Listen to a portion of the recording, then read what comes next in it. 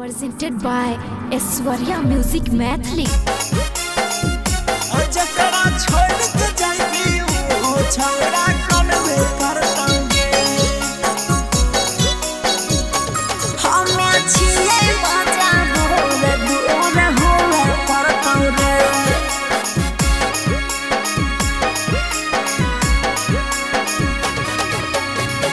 लगन में सोहाग रात मनबे करतौगे।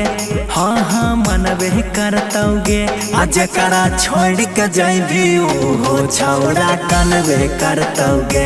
आज करा छोड़ के जाइबी हो छौड़ा कनबे करतौगे।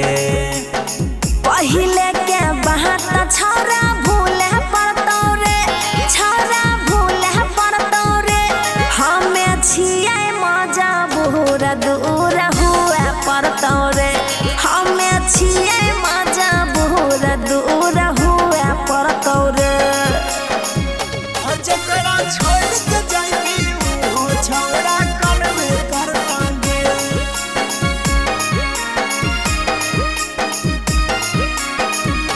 जकरा छोड़ के जाइबी हो छौड़ा कनबे करतौगे। हमें छियै मजा दूर दूर हुए पड़तौ रे। बना के अपना देखा के सपना कैला बिसरा घात गे। तोरा बिना सुने के पगली कैसे कटतै रात गे। अरे हम नहीं कलिया पगला विश्वास घात रे।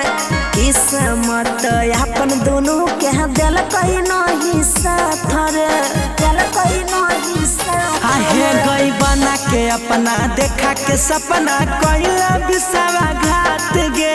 आ तोरा बिना सुने के पगली कटतै कोना रात गे। हम नहीं कलिया छौड़ा विश्वास घात रे। किस्मत अपन दोनों के दिल कहीं नहीं साथ रे, साथ रे। छतिया में मुक्का यारवा मारबे करतौगे। हाँ हाँ मारबे करतौगे। आज करा छोड़ के जाइबी हो छौड़ा कनबे करतौगे। हमें छिया मजा दूर दूर हुए पड़तौ रे। जकरा छोड़ के जाइबी हो छौड़ा कनबे करतौगे।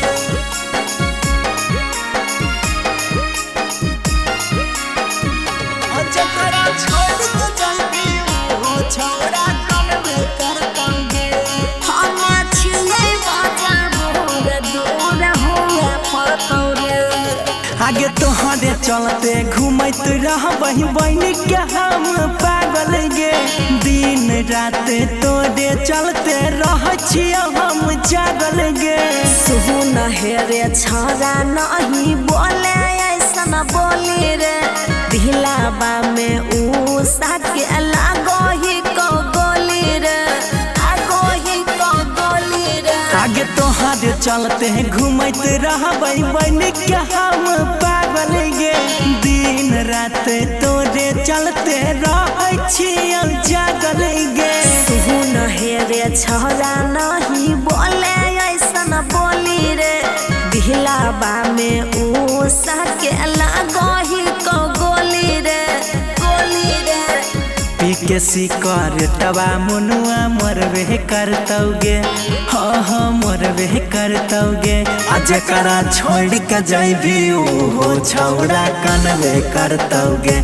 हमें छिया मजा दूर दूर हुए पड़तौ रे। Aishwarya Digital Recording Studio, Samastipur.